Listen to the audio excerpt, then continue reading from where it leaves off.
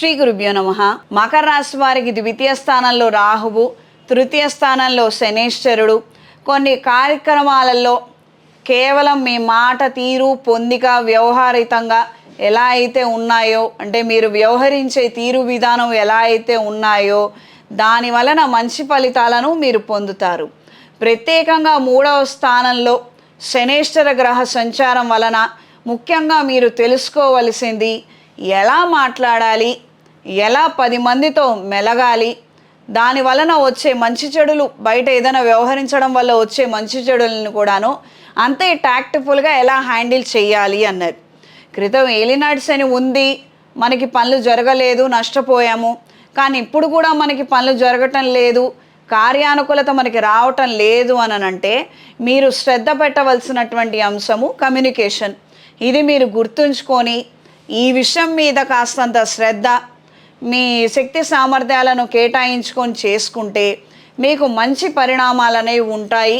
వృత్తిరీత్యా, వ్యాపార రీత్యా అన్ని విధాల మీకు మంచి అభివృద్ధి అనేది పొందగలుగుతారు. ప్రత్యేకించి ద్వితీయ స్థానంలో ఉన్నటువంటి రాహు వలన అక్కర్లేనటువంటి సంభాషణ, అహంభావము, అవసరం లేనటువంటి విషయాల గురించి ఎక్కువగా శ్రద్ధ తీసుకోవడము, ఇలా టైం అంతా వేస్ట్ అయ్యే అవకాశం ఉంటుంది. కాబట్టి మీకు సలహాలు ఇచ్చే మంచి వాళ్ళ మాట ఖచ్చితంగా విని కాస్తంత మంచి నిర్ణయాలు చేయండి, కలిసి వస్తుంది.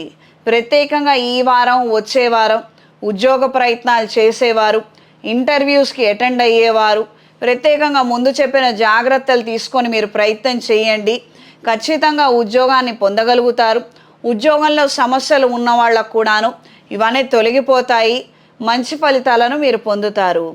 వృత్తి నిమిత్తం కొన్ని కొత్త అంశాల నిమిత్తము బయట వాళ్ళతో చర్చించే ముందు అవతల వాళ్ళ అర్హత ఏమిటి, వాళ్ళ శక్తి సామర్థ్యాలు ఏమిటి అన్నది ఒకసారి గ్రహించుకొని ఆ ప్రకారంగా నిర్ణయం చేయండి. మనం ఐటీ సెక్టార్ గురించి మాట్లాడుతున్నప్పుడు ఐటీ సెక్టార్లో ఉన్న వాళ్ళ సలహాలు తీసుకుంటే మంచిది, అంతేగాని అగ్రికల్చర్ విభాగంలో ఉన్న వాళ్ళది కాదు.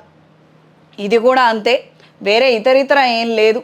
మనం ఎందులో గురించి అయితే అడుగుతున్నామో దాని గురించి అవగాహన ఉన్న వాళ్ళను మాత్రమే సంప్రదించండి, ఆ ప్రకారంగా నిర్ణయం చేయండి. కార్యానుకూలత మాత్రం ఖచ్చితంగా పెరుగుతుంది. మీ ప్రయత్న లోపం లేకుండా జాగ్రత్త వహించండి. ఈ వారం పరిహారం: శనివారం రోజున త్రయోదశి తిథి ఉన్నది, శని త్రయోదశి. శనేశ్వరుడికి తైలాభిషేకం జరిపించండి. 2 కొబ్బరికాయలు కొట్టి స్వామివారికి నివేదించి ఆంజనేయ స్వామి వారి ఆలయంలో హనుమాన్ సింధూర్తో అర్చన జరిపించి ఆ బొట్టుని ధరించండి.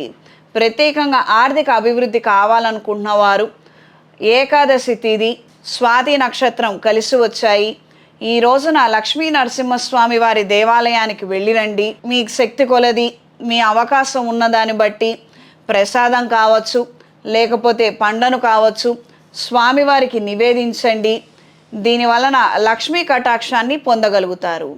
ఈ రాశిలో జన్మించిన స్త్రీలకు ఉద్యోగరీత్యా మార్పులు ఏర్పడతాయి. కుటుంబ వ్యవహారాలలో మంచి అభివృద్ధిని సాధించగలుగుతారు. ప్రత్యేకించి స్త్రీ సంతానానికి సంబంధించి మీరు తీసుకునే ముఖ్యమైన నిర్ణయాలు, కార్యానుకూలత మరింతగా పెరుగుతాయి. వివాహ ప్రయత్నాలు కావచ్చు, వాళ్ళ చదువు ప్రయత్నాలు కావచ్చు, వాళ్ళ పేరు మీద స్థిరాస్తులు దాచడం కోసం చేసే ప్రయత్నాలు కావచ్చు, అనుకూలంగా ఉంటాయి. ఈ రాశిలో జన్మించిన వారికి ఈ వారం కలిసొచ్చే రంగు తెలుపు, కలిసొచ్చే దిక్కు పడమర, కలిసొచ్చే సంఖ్య 5.